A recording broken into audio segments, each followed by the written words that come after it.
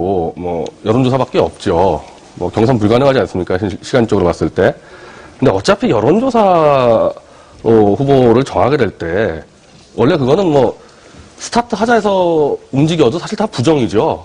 왜냐하면 여론조사라는 거는 가만히 있는 정적 공간에서 이렇게 여론을 봐야 되는데 여론조사 운동을 하는 것 자체가 사실 다 부정입니다. 그 실제로 통합진보당이나 민주통합당이나 총선 때 여론조사 가지고 경선하는 것 부정이 다 문제가 됐단 말이죠.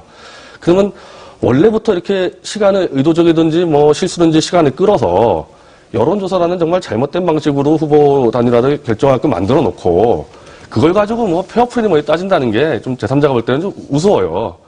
훨씬 더 먼저 해가지고 제대로 된 경선을 했어야 되는 거죠.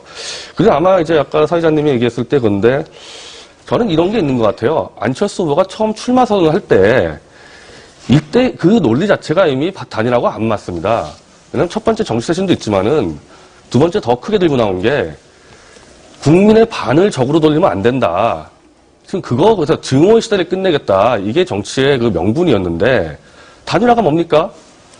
박근혜와 새누리당을 하나의 적으로 상정해 놓고 이 적을 이기기 위해서는 서로 합쳐야 된다.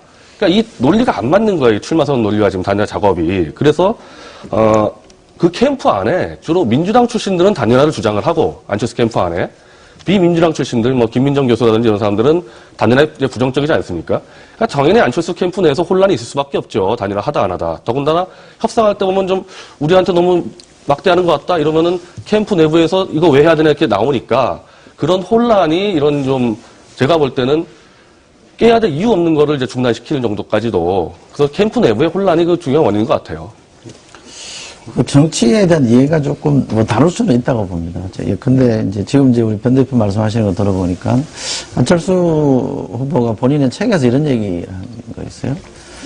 그 상대랑 싸울 때는, 그러니까 적과 싸울 때는 상대를 불신해야 되지만 정치에서 적과 싸울 때는 상대를 신뢰해야 된다는 얘기를 했거든요. 그러니까 국민의 반을 적으로 돌리는 정치에 대한 본인이 비판했던 거와 지금 말씀하신 반을 차지하고 있는 박근혜를 놓고 그러면 그것에 대해서 대항하기 위해서 뭔가 전략을 짜는 게 동일한 맥락이라고 보시는 것 같은데 그런 것 같지는 않고요. 그러니까 선거 전략이라는 거는 상대를 부정하기 위한 게 아니라 제대로 경쟁에서 이기기 위한 거니까 이기기 위한 전략에서 힘을 합치겠다고 하는 거는 그 자체로도 뭐 절대선이다, 절대악이다 이렇게 볼 일은 없는 거고요. 또 네. 중요한 거는 국민이 표로 심판해 주는 거 아닙니까? 그죠? 그렇게 보면 국민을 믿고 가면 된다고 생각해요. 단일화했다고 다 이긴 거 아니었고요. 단일화했다고 뭐 무조건 진 것도 아니었기 때문에 저는 국민을 믿고 가면 된다 이렇게 생각해요. 다시 한번 제가 좀 정리해 보도록 할게요. 아무튼 협상 중단과 관련해서 안 후보 측에서는 신뢰를 저버리는 행동을 민주당 측에서 했다는 것이고요.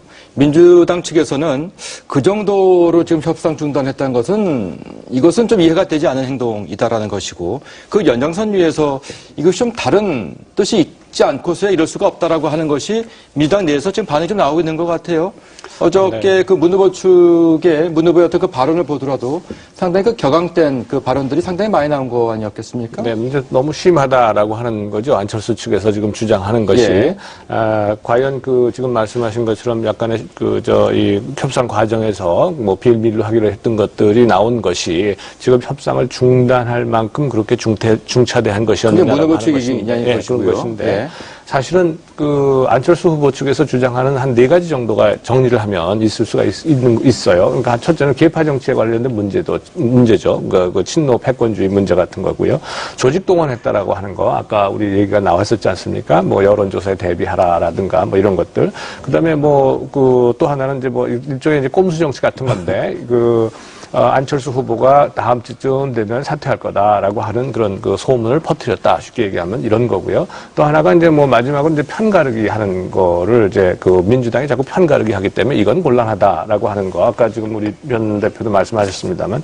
근데 이런 문제가 소위 그 안철수 측에서 보는 정치 쇄신의 내용인 것 같아요. 그런데 가만히 이거를 다시 뒤집어 보면은 민주당 쪽에서는 이렇게 보고 있는 것 같아요. 물론 계파 정치에 대한 비난을 많이 받긴 했습니다만은 어느 정당이고 정당 내에 계파 정치 없을 수 없죠. 정당이라고 하는 것은 정당 내부에서조차 서로가 당권 경쟁을 하게 마련이기 때문에 그러니까 계파 정치를 한다 그러면서 특정인이 뭐 예를 들어서 협상장에 나왔다 뭐 그걸 가지고서 시비를 걸고 이래 가지고선 신뢰가 안 생긴다 뭐 이런 식으로 얘기하는 거 이건 좀 너무 심한 거 아니냐라고 하는 그런 얘기가 나올 수 있고요. 조직 동원 문제 정당이라는 건 본래 조직이다 이 말이죠. 정치라는